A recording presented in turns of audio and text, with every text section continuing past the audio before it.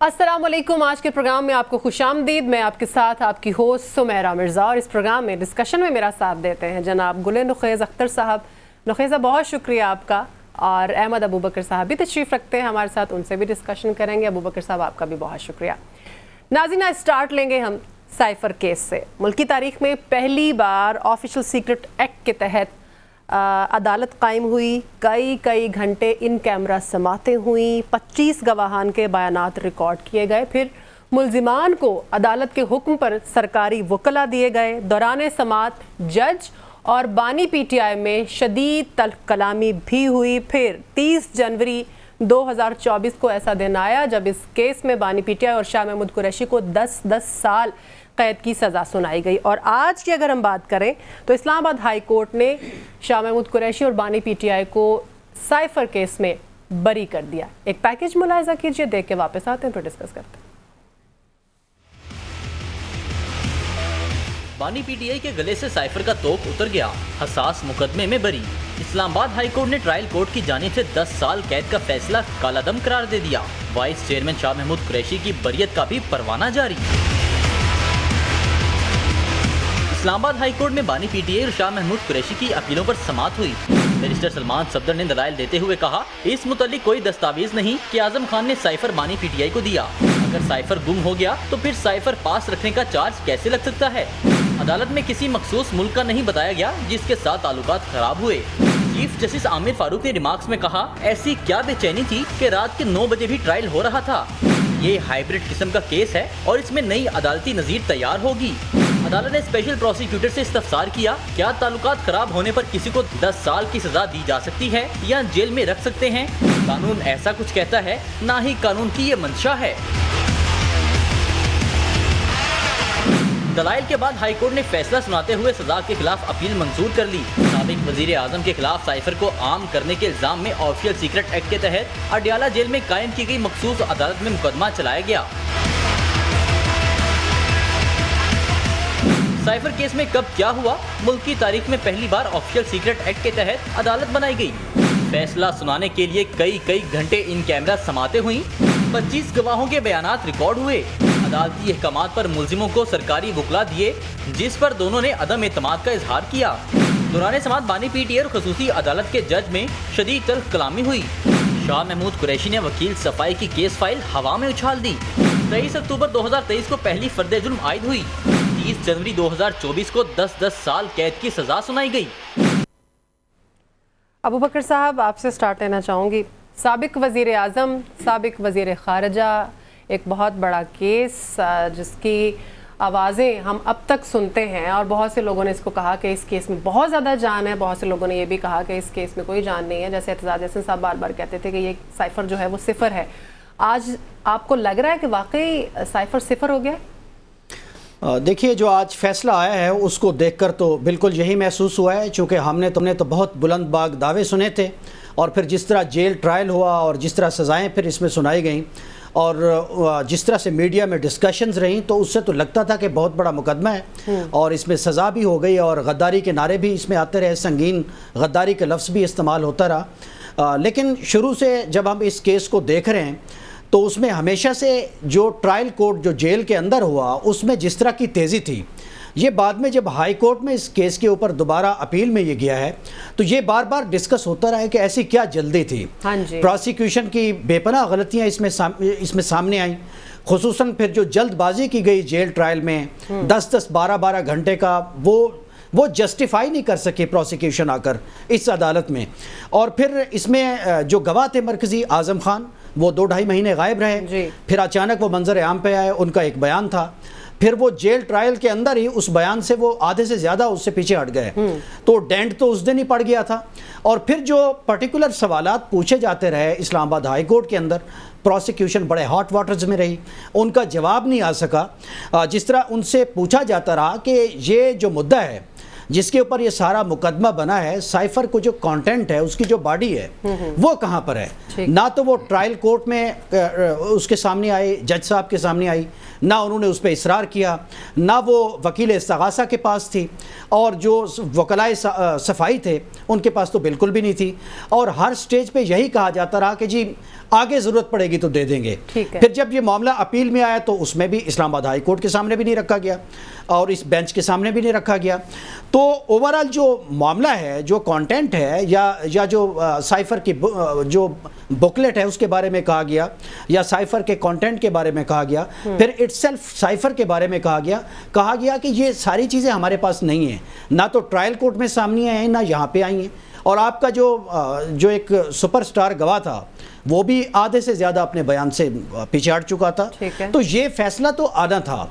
इसीलिए कहते हैं कि जो आपका ट्रायल है किसी भी मुद्दे के ऊपर हो रहा है उसमें शफाफियत होनी चाहिए, उसमें ओपननेस होनी चाहिए, जेल ट्रायल बिल्कुल नहीं होने चाहिए, क्योंकि इससे जो आपका हक के आप कह लें कि एक शफाफ ट्रायल है वो मजरू होता है। और फिर अगर आप इस तरह की पॉलिटिकल पर्सनैलिटी हैं, एक सियासी जमात की आपसे जो है वो बायसनेस जुड़ी हुई है, तो फिर तो इस पे लोग तो बात करेंगे। और जाहिर है ये जो अदालतें हैं इन्होंने जाकर इस कोर्स ऑफ एक्शन को ठीक करना होता है। मुझे लगता है कि इस स्टेज के ऊपर इन्होंने बेहतर फिक्स किया इस्लामाबाद हाई कोर्ट ने, चूँकि ट्रायल कोर्ट जो अपना जो वकील इस्तगासा थे वो इस्लामाबाद हाई कोर्ट में भी उन्होंने 2-3 दफ़ा पोजीशन ली कि अगर इस्तगासा में प्रॉब्लम, प्रोसिक्यूशन में प्रॉब्लम हुई है तो हमें एक और मौका दे दे, हम उसको दुरुस्त कर लेते हैं। तो जिस पर एक्चुअली वो दोबारा ट्रायल कोर्ट को रिमांड मांग रहे थे, तो ये नहीं किया। ये मेरे नज़दीक एक ऐसा केस है जो माजी के एक प्राइम मिनिस्टर के खिलाफ बना, डॉन लीक्स आप कह लें, जिस तरह की बात थी उस तरह से ये बिल्कुल सिफर हो गया है। तो मेरा ख्याल है जो पॉलिटिकली मोटिवेटेड केसेस होते हैं उनका बिलाखिर अंजाम यही होता है, या तो वो या तो बात असल में अबू बकर साहब यही है ना, बड़े अफसोस की बात है कि एक बार एक इतने, जैसे आपने कहा कि एक बड़ा लीडर है, बड़ा सियासतदान है, साबिक वजीर आजम भी है, उसके ऊपर एक इतना बड़ी तोहमत लगाई जाती है, फिर उसको साबित किया जाता है, फिर उनको सजा दी जाती है, और फिर कुछ अरसे बाद जो है इसमें तो नहीं साबित हो सका ना, क्योंकि जो जेल ट्रायल था उसमें तो जो वकलाए सफाई हैं वो भी एक स्टेट काउंसिल बन गए। और जब 342 का बयान आया है, जब वो जमा कराए गए उसके 10 मिनट के अंदर 77 सफ़ों का फैसला आ गया। के वकील तो ये तो नकाइज से भरपूर था। अहमद अवैस साहब हमारे साथ मौजूद हैं। अहमद अवैस साहब, बहुत शुक्रिया सर आपके वक्त का। फरमाइएगा, आज का ये जो फैसला है यकीनी तौर पर बहुत बड़ा फैसला है, क्योंकि यही वो सबसे बड़ा केस था जिसको बहुत ज़्यादा हमने देखा कि ऑपोजिशन की तरफ से, माफ़ कीजिएगा, जो आपकी दूसरी पार्टीज़ उनकी तरफ से इसको बहुत एक बड़ा केस बना के उछाला भी गया और फिर सज़ाएं भी हुई। आपको क्या लगता है सर, ये जो फैसला पहले आया था और जो फैसला अब आया है, रीज़न्स क्या थी उन फैसले की भी और आज का फैसला जिसने उस फैसले को डिनाई कर दिया? बिस्मिल्लाहिर्रहमानिर्रहीम। देखिए, फैसला इस केस के अंदर पहले तो ट्रायल कोर्ट ने सजा दी थी जी, और वो मेरे ख्याल में जज ने अपने सर से उतारा, क्योंकि उसको मेरे ख्याल में हाथ से बेजा में रखा हुआ था जज को भी, क्योंकि जब एक जज जो है वो जेल में उसको भेज दो और उसके बाद उसको आई रात जेल में गुजारनी है और ये इतना सारा काम आज ही मुकम्मल करके उठना है तुम्हें, फिर तुमने सुबह आ जाना है और तुमसे इसी तरह बैठना है।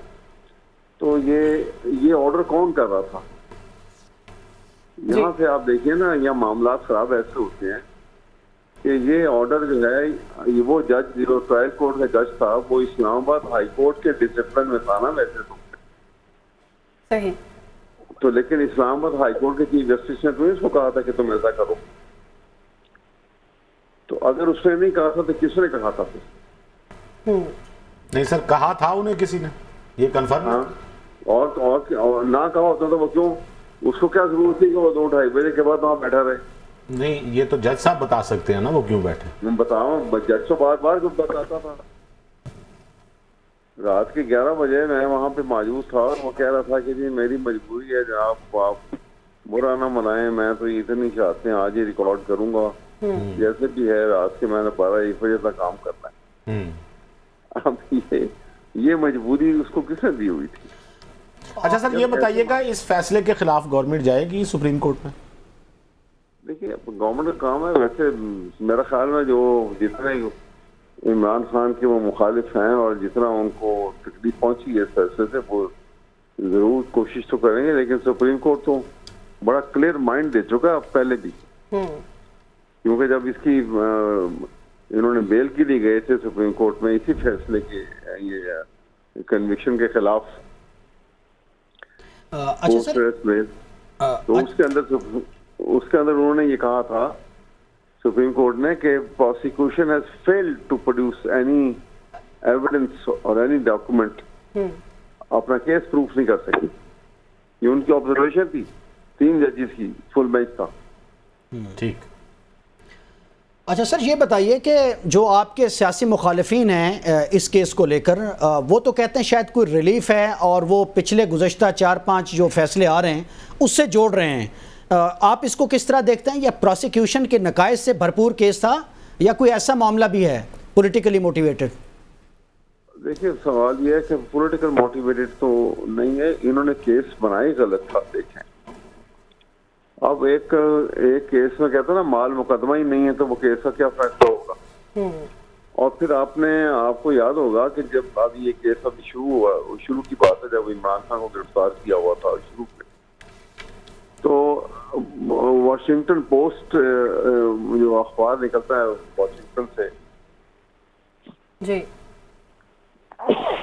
उसके अंदर भी उन्होंने ये आर्टिकल इसके ऊपर आया था, साइफर के ऊपर। और आर्टिकल और जिस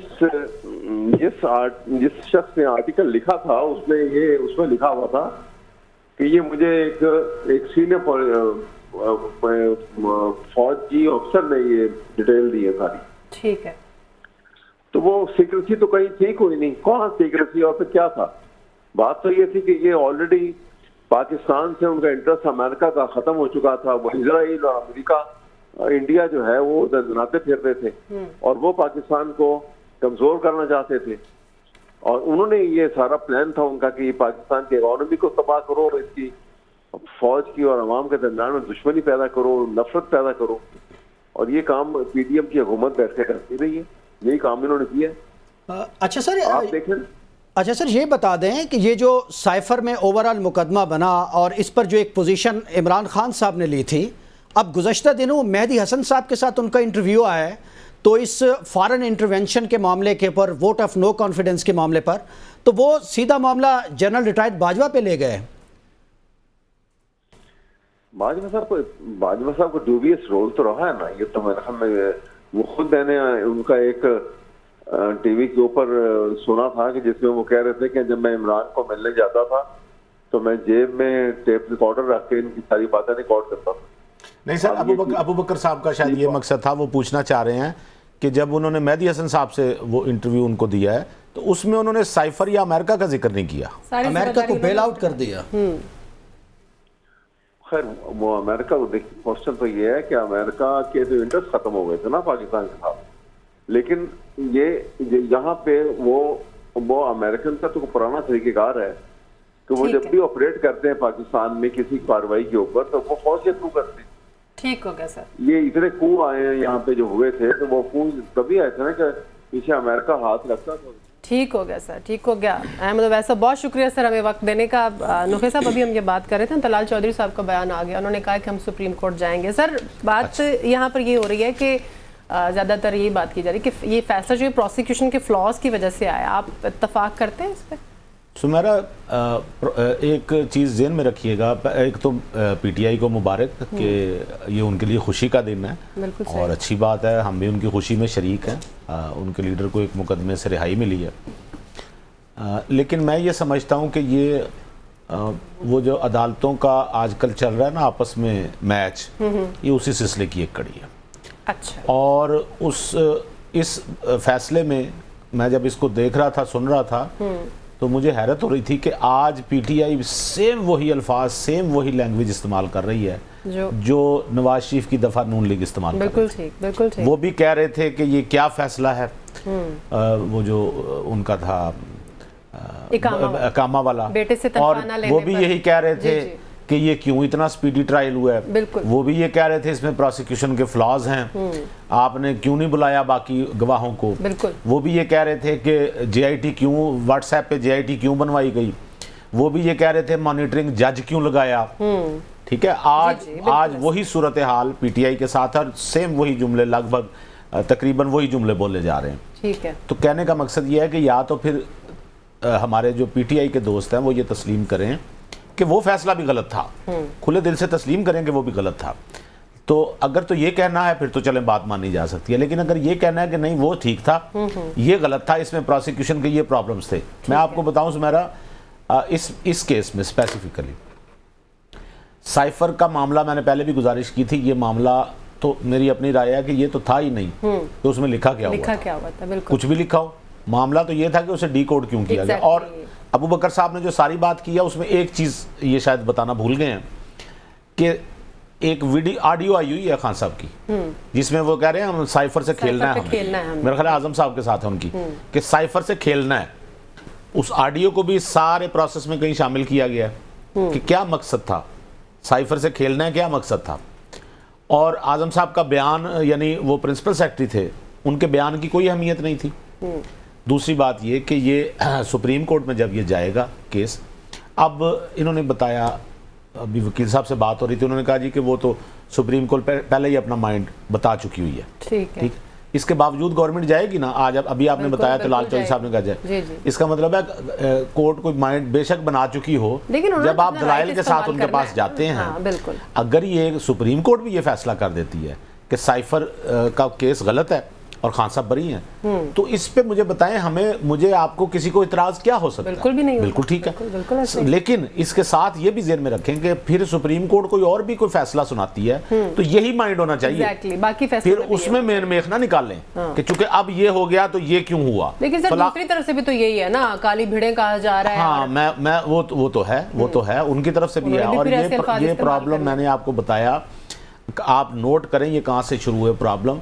आपने कभी जजेस के मुंह से सियासी जमातों के लीडरों के बारे में कुछ जुमले नहीं सुने होंगे?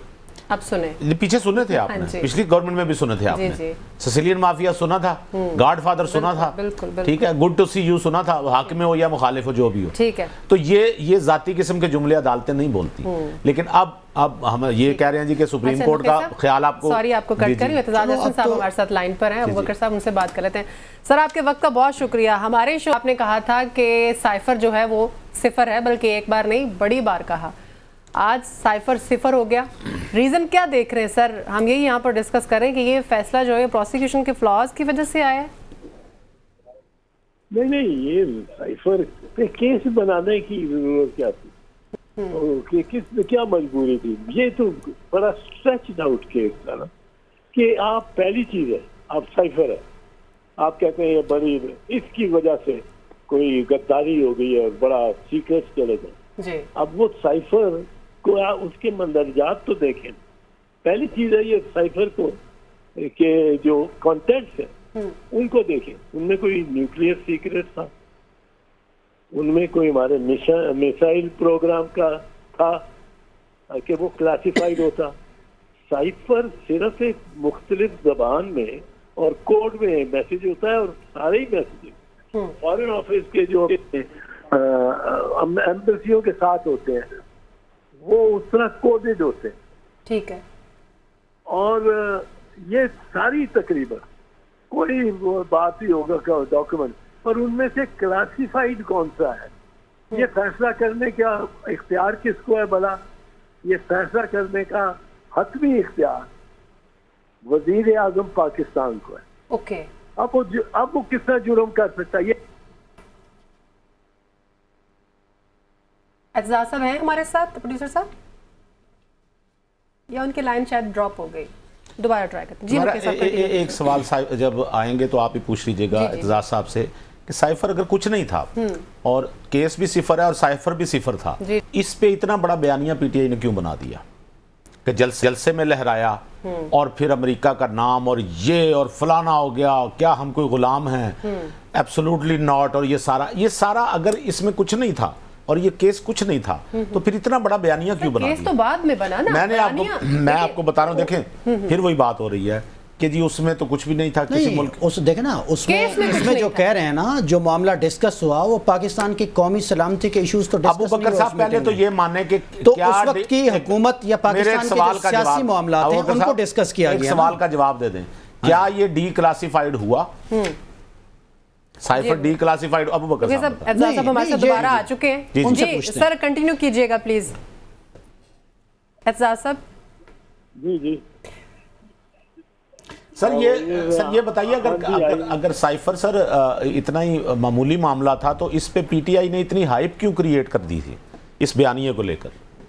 मुझे क्या पता पीटीआई ने क्यों की थी, मैं तो पीटीआई का बंदा तो नहीं हूँ। राइट। मुझे तो नहीं कह रही थी ये तो मैं अपनी ओपिनियन आपको बता रहा हूँ। मैंने पहले दिन से कहा, जिस दिन देखा है कि ये साइफर सिफर है, और ये आपको दुआई भी दे रही है बीबी के। मैंने ये इनके प्रोग्राम में भी जी, कहा बिल्कुल। था और जी। हर प्रोग्राम में कहा था पहले दिन से, साइफर सिफर है।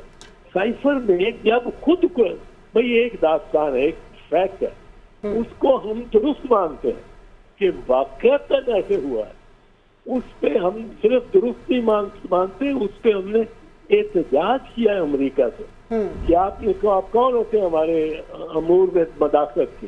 ठीक है। और ये कोई इमरान खान की हुकूमत ने नहीं किया, सिर्फ ये नेशनल सिक्योरिटी काउंसिल कमेटी ने कहा कि एहतजाज करो। और दूसरी मीटिंग में जिसपे वो नेशनल सिक्योरिटी कमेटी ने कहा, उस वक्त तक इमरान खान की हुकूमत खत्म हो गई थी और वजीर आजम शहबाज शरीफ उसकी सदारत कर रहे थे, और उसमें सारे अस्करी सालार और सब मौजूद सारी थे। क़यादत थी। अब जब आपने ये मान लिया, जब आपने तस्लीम कर लिया कि ये दुरुस्त है, इसके मंदरजात दुरुस्त है। अब मंदरजात क्या है? मंदरजात क्या है? मंदरजात है कि वो कहता है, हमारा सफीर लिखता है, वो कहता है कि मुझे डोनाल्ड लू ने बुलाया, एक बड़ा इम्पोर्टेंट अफसर है जी, और उसने मुझे कहा कि आप अपने वजीर आजम को हटाओ ये नो कॉन्फिडेंस मोशन में, वरना हम माफ नहीं करेंगे। भला किस बात पे माफ आप नहीं करेंगे या क्या करेंगे? तो इसलिए ये इसमें तो बुनियादी तौर पे हवा भरी हुई थी बलून में। सर ये बताइएगा इत्तेजाज साहब, अगर ये सुप्रीम कोर्ट में जाता है केस तो वहां भी ये सिफर साबित होगा? आपकी तजर्बा क्या कहता है आपका? 100%। अगर आमिर फारूक, जस्टिस आमिर हाँ जी। फारूक इसको नहीं स्टैंड कर सका वहाँ। केस को स्टैंड कर सका तो कौन करेगा? बिल्कुल नहीं, ये बिल्कुल सिफर है। देखो बात ये है, नहीं बात सुने जी जी, बात ये है कि केस बनाना तो मतलब जिसका मर्जी बना ले। ये एक, अगर आप हलफ तो पढ़े जो वजीर आजम देता, कोई आईनी उस हल्फ को नहीं पढ़ता, कोई नहीं पढ़ता, और साइफर का केस बनाया हुआ है। अब उसमें हल्फ में जो आइन में जो वजीर आजम लेता है, वो जरा वगैरह नहीं, वजीर आजम लेता है, वो ये है कि एक हिस्सा, उसका पहला हिस्सा है कि मैं कोई बात भी जो मुझे बतौर वजीर आजम पता लगे, मैं किसी को अफशा नहीं करूंगा और बिल्कुल। किसी को नहीं करूंगा। जी, दूसरा हिस्सा है, लेकिन अगर मेरे जो मुझे लगे मेरे दफ्तर की जिम्मेदारियों के जी जी, मुताबिक हुआ तो मैं उसको अफशा करूंगा। ओके। अब अगर एक प्राइम मिनिस्टर को पता लगे कि कोई फॉरेन पावर मंसूबा बना रही है, और Interfere कर रही है। ये हम मानते हैं हाँ कि जी। लू ने कहा उसको, ये मंसूबा बना रही है वजीर आजम को हटाने का, जी जी, और वो मंसूबा बना रही है आर्मी चीफ के साथ मिलकर, फॉरेन पावर। तो उसको ये तो बताना चाहिए प्राइम मिनिस्टर को, सारी दुनिया को बताना चाहिए। ये तो अगर आपके 400 टैंक आपके मशरकी बॉर्डर पे आके खड़े हो जाए तो आप नहीं चाहेंगे कि आवाम को पता लगे। ये तो केस ही मतलब बेहुदा था, इसलिए मैं पहले दिन से कह रहा था साइफर सिफर। सर ये इस हलफ के मुताबिक ये जो उन्होंने अफशा करना होता है, ये पब्लिकली करना होता है या जो इदारे होते हैं उनको बताना उनके होता है? सामने करना होता है। एक बंदा है जो क्लासीफाई को डिक्लासीफाई कर देता है। सारी रियासत में वो वजीर आजम है। वो पब्लिकली करे, वो अखबार में छाप पे, फ्रंट पेज पे ये लगा होना चाहिए हर एक अखबार में। ये कानून आपने सिर्फ इसलिए नहीं रखा हुआ कि आप वजीर आजम को जकड़ के रखेंगे और उसके इर्द गिर्द रस्सा बांध के उसकी कोनियां उसकी साइडों के अंदर दबा के रखेंगे। ये मुल्क बना है विद सॉवरेन वजीर आजम and sovereign parliament, supreme parliament. ये हम ऐसी सब बना देते हैं कि पार्लियामेंट ने कोई बात की कि ये नेशनल सिक्योरिटी का मसला है। नेशनल सिक्योरिटी का इसलिए ये एक इदारे के पास ही रहना चाहिए। ये बिल्कुल हरगिज़ ऐसे नहीं है। कानून इस किस्म की सजा देने की इजाजत ही नहीं देता। ठीक है सर, बिल्कुल सही है। अच्छा सर बस ये बता दें कि अब खान साहब की जो रिहाई है आपको नज़र आ रही है अब आगे कुछ दिनों में, और सियासी असरात भी क्या होंगे इस रेट्रिक के जो आज फैसले छोड़ गया है? जो आज कौन छोड़ गया? ये जो सियासी असरात इसके क्या होंगे सर? जो एक रेट्रिक था इमरान खान के खिलाफ जो इस केस की शक्ल में अब आज खत्म हो गया ना सर एक तरह से। हाँ वो नहीं, इन्होंने और बनाया हुआ, इन्होंने 9 मई का बनाया हुआ कि वो बड़ी सिक्योरिटी उससे खत्म हो गई और बड़ी खौफनाक अंदाज में। भाई आपने पुलिस आईजी से पूछो पुलिस कहाँ थी?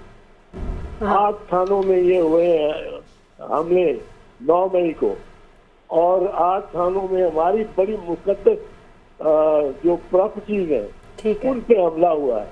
तो आईजी पुलिस कहाँ था? फायर ब्रिगेड कहाँ था? कोई एसपी, कोई एसएसपी, कोई डीआईजी, कोई अपने एसएचओ थानेदार वहाँ भाग के पहुंचा कि वहाँ आग लग रही थी कि क्या हो रहा था। वो एक खेत को आग लगे, एक दुकान को आग लगे तो पुलिस पहुंच जाती है, एसएचओ पहुंचता भाग के अपने साथ नफरी लेके। यहाँ 8 थानों में ये हुआ है। ठीक है सर। एसएचओ क्या तुमने आईजी साहब पूछा किसी को? सीसीटीवी कैमरास जो है 25-30 लगे हुए कोर कमांडर उसके घर के, ठीक है सर, उनकी फुटेज आपने दिखाई है। हाँ, ये पता नहीं क्या ये निकलेगा। आप जरा मतलब है इतना ज्यादा दावे ना करें कि ये बिल्कुल खान ने ये कर दिया वो कर दिया, मुजीबुर रहमान। चले सर, बहुत सर हम देख रहे हैं कि आजकल खान साहब को रिलीफ मिल रहा है, केसेस उनके सॉर्ट आउट हो रहे हैं। सर मखसूस नशिस्तों वाला जो केस है उसका क्या स्टेटस देख रहे हैं आप अगले कुछ दिनों में? मैं समझ देखो मैं आपको मोटी सी बात, आर्टिकल 17 के तहत कॉन्स्टिट्यूशन में ये एक फंडामेंटल राइट है, बुनियादी हक है हर शहरी का, वो जिस पार्टी को चाहे शामिल हो, अगर रजिस्टर्ड हो, यानी कि तालिबान के साथ पीटीपी के साथ शामिल हो जाए, वो रजिस्टर्ड पार्टी 175 रजिस्टर्ड पार्टी। अब एक शहरी इलेक्ट हो जाता है इंडिपेंडेंटली, एमएनए हो जाता है इंडिपेंडेंट। अब उसको भी इख्तियार है कि वो 175 पार्टी में से भी जिसमें चाहे, ये आइन कहता है, वो मुंतखब वो उसको चूज करते। बिल्कुल सही है। अब उसको रिस्ट्रिक्ट नहीं किया जा सकता। भाई साहब आप चूंकि अब मेंबर हो गए हैं, आपका हक कम हो गया, अब आप सिर्फ उन 8 जमातों में से या 10 या 20 जमातों में सिलेक्ट कर सकते हैं जिन्होंने इलेक्शन लड़ा है। ये कानून में है, कानून act of parliament, election act of 2017, ये मातहत है आइन के। आइन अगर कहता है 175 पार्टी किसी पार्टी में आप जा सकते हैं, सही है, तो ये कानून से आपको 12 पार्टी में लिमिट ही किया जा सकता है। ओके सर, तो अब वो एमएनए अगर चाहे तो क्या जी मैं तो सोशलिस्ट पार्टी ऑफ पाकिस्तान में और वो उसने इलेक्शन भी नहीं लड़ा, उसका मेंबर भी कोई नहीं यहाँ। अब अगर 40 इंडिपेंडेंट फर्ज कीजिए वो जाके शामिल हो जाते हैं सोशलिस्ट पार्टी ऑफ पाकिस्तान, तो सोशलिस्ट पार्टी ऑफ पाकिस्तान के 40 मेंबर हो गए वहाँ।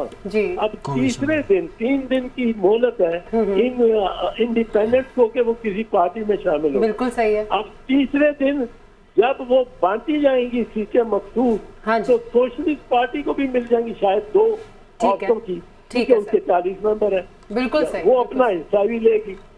तीसरे दिन गिनती करनी है, ठीक है सर, और उसके मुताबिक देने अब वो सिंधी वो सॉरी सुन्नी हाँ, सुन्नी इत्तेहाद काउंसिल को मिले जी या पीटीआई को मिले, ठीक है सर। मिलनी है कि जिसको मिलनी है उनको मिलनी है। बिल्कुल सही है ये सर कोई आपका। जरूरत तो नहीं हो सकती। ठीक है सर, बहुत शुक्रिया। एतजाज हसन साहब हमारे साथ मौजूद थे। नाज़रीन, यहाँ पर एक ब्रेक के बाद जब आएंगे तो इसी टॉपिक को कंटिन्यू करेंगे, साथ रहिए।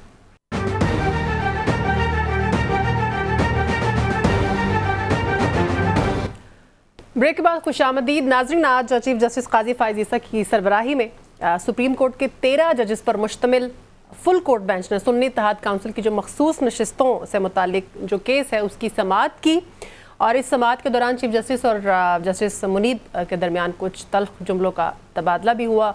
इस समाअत का हवाल क्या रहा, एक पैकेज मुलाहिजा कीजिए, देख के वापस आकर डिस्कस करते हैं।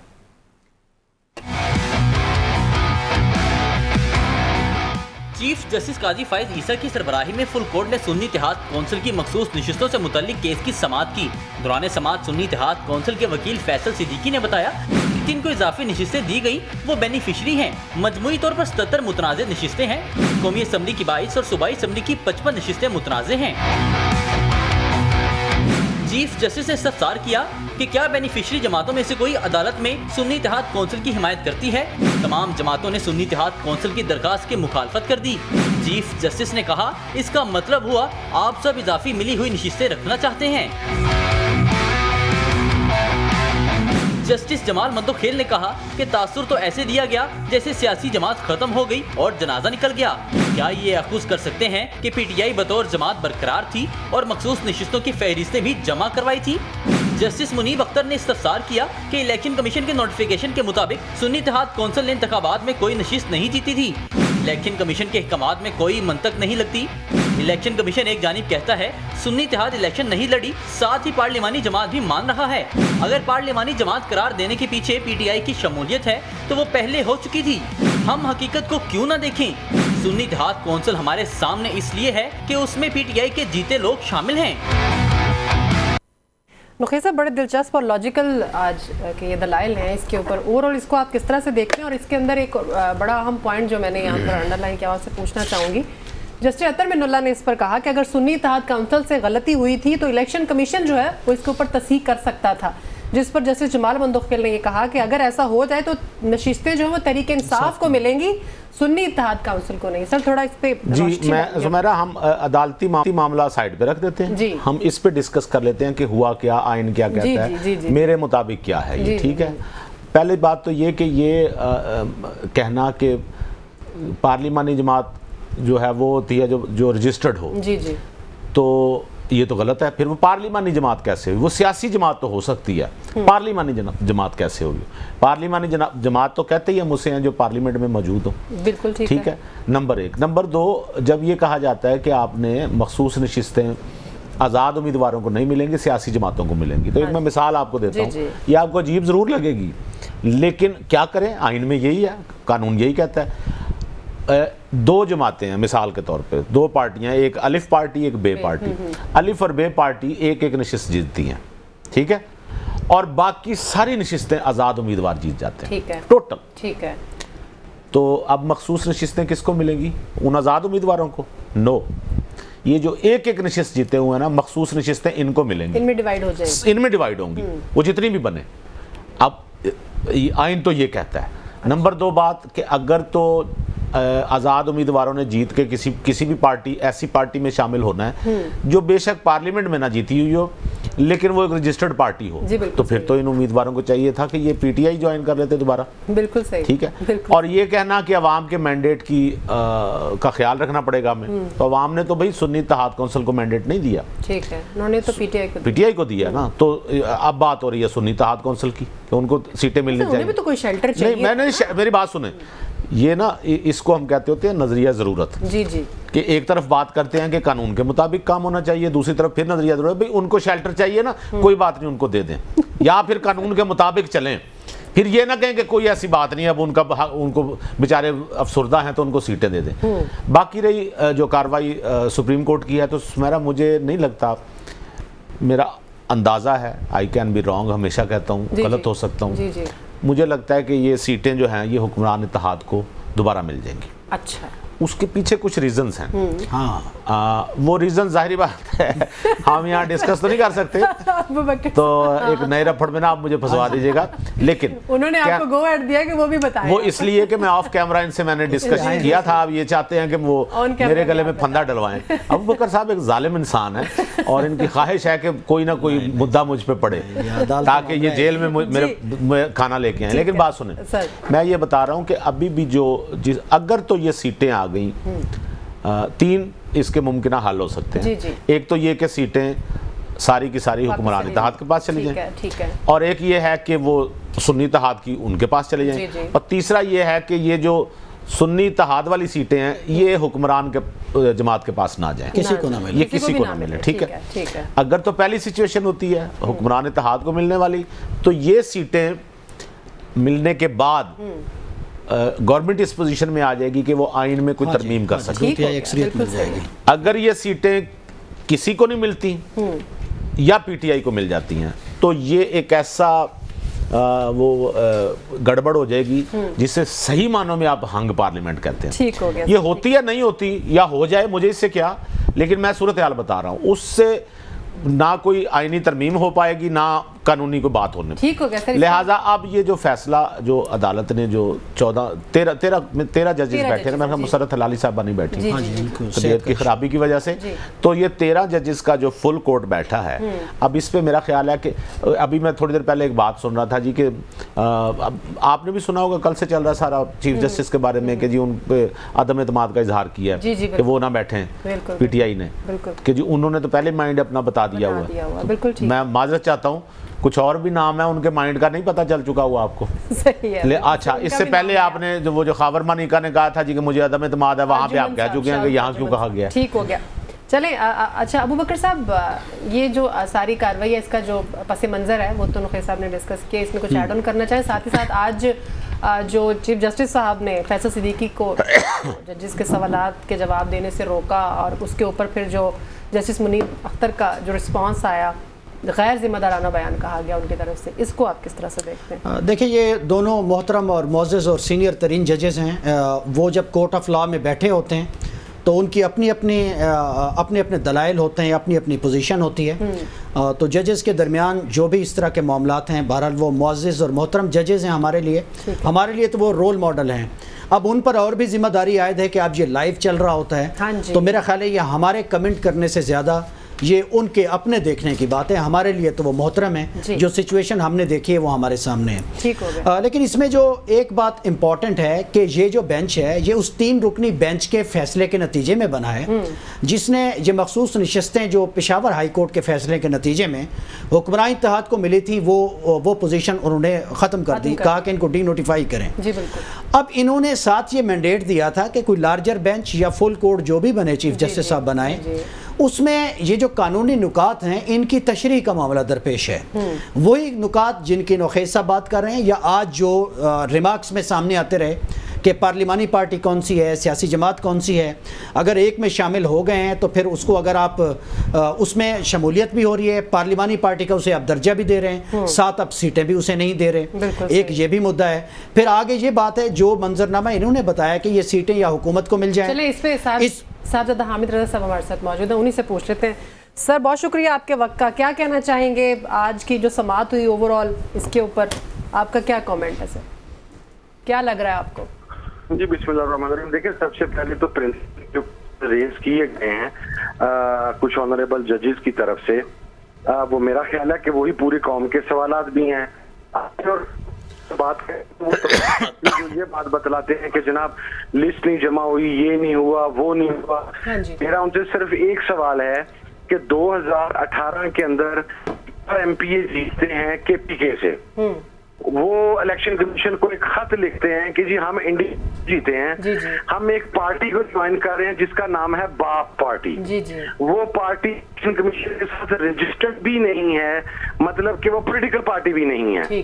तो हम उसको ज्वाइन करना चाह रहे हैं, आप हमें रीशेड्यूल करके तो एक रिजर्व सीट दे दें। Election commission of Pakistan reschedule करके उनको एक रिजर्व सीट देता बाप पार्टी के नाम पे, जो बाप पार्टी रजिस्टर्ड भी नहीं है, not even as a political party, not even as a party.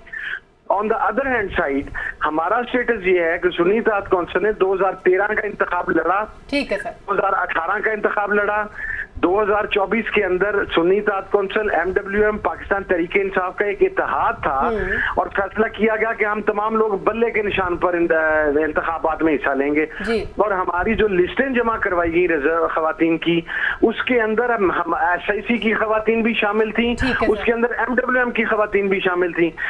इसकी मिसाल मैं आपको कोट कर देता हूं कि जिस तरह मुशर्रफ एरा के अंदर MMA का एक इत्तेहाद बना था और उन्होंने एक निशान पर इंतखाब लड़ा किताब पर। अब उसमें क्या आप कहेंगे कि JUI पॉलिटिकल पार्टी नहीं थी, जमात इस्लामी पॉलिटिकल पार्टी नहीं थी? तो ये ऐसा ना करें, जिसका हक है ये उसी के पास जाना चाहिए और ये उसी का ठीक है सर। आप माजी की मिसालें आपके पास हैं, वो आपकी जगह ठीक है, लेकिन फैसले से क्या तवक्को है, क्या फैसला आने वाला है? एक साहबजादा साहब एक सवाल मेरा भी ऐड कर लीजिए कि मुस्लिम लीग नून से जब सेनेट के इलेक्शन में उनका निशान छीना गया था, तो क्या वो आज़ाद शुमार हुए थे या वो कोई पार्टी शुमार हुई थी? सर इसको रिप्लाई नहीं, मुस्लिम लीग नून से जब निशान छीना गया था तो वो आजाद शुमार हुए थे जी। ठीक हो। नंबर 1। नंबर 2 ये कि हम ये समझते हैं कि फैसला देखें हमारा हक है, हमें मिलना चाहिए, लेकिन मैंने डे फर्स्ट से मुझे नहीं पता आप चला सकेंगे या नहीं, लेकिन मेरी रिजर्वेशन थी कि चीफ जस्टिस ऑफ पाकिस्तान को इस बेंच का हिस्सा नहीं होना चाहिए, इसलिए कि अगर हमें ये रिजर्व सीटें नहीं मिलती तो उसके डायरेक्ट बेनिफिशियरी एक्सटेंशन की सूरत में चीफ जस्टिस ऑफ पाकिस्तान होंगे। ओके, ठीक हो गया सर, बहुत शुक्रिया साहबजादा हामिद रजा साहब आपका। नुखैज़ साहब, यहाँ तो सवाल ये है कि अगर सीटें मिल गई PTI को या सुन्नी इत्तेहाद को, तो फिर बेनिफिशियरी कौन होगा? ये तो बात ही कहीं और निकल जाएगी। और फिर वो भी नाम मौजूद है ना जिनका मुअज़्ज़ज़ अदालत है, मैं कह नहीं सकता, लेकिन कहा जा रहा है कि जी उनके भी माइंड का पता है वो क्या फैसला करेंगे। इसमें तो लंबी बात इसमें सुमेरा चूंकि बात हो रही थी, इसमें जो इम्पोर्टेंट पोजीशन है ना, अब देखें वो जो कॉन्फ्लिक्ट ऑफ इंटरेस्ट वाला मामला भी कह रहे हैं, ठीक है अबूबकर साहब। दूसरा PTI ने अब एक बाकायदा पोजीशन ले ली है मुअज़्ज़ज़ चीफ जस्टिस साहब के इन केसेस का हिस्सा बनने एग्जैक्टली अब यही दूसरा चूंकि एक ऐसा केस जिसमें वो बल्ले का निशान का फैसला दे चुके हैं, उसका पेंडिंग रिव्यू है और उसके ऊपर जो बरतानवी हाई कमीशन से खत लिखा है उसमें भी एक पोजीशन है। तो एक ये भी प्रॉब्लम है। बहुत शुक्रिया सर, मुझे आपका ये नशिस्तों वाला फैसला सर, मुझे इसको हम फिर अगले प्रोग्राम में कंटिन्यू करेंगे, ये लंबी बहस है। बहुत शुक्रिया अबूबकर साहब आपका भी और गुल नुखैज़ अख्तर साहब आपका भी बहुत शुक्रिया। आज के प्रोग्राम से इतना ही इजाज़त दीजिए, ख्याल रखिएगा, अल्लाह हाफ़िज़।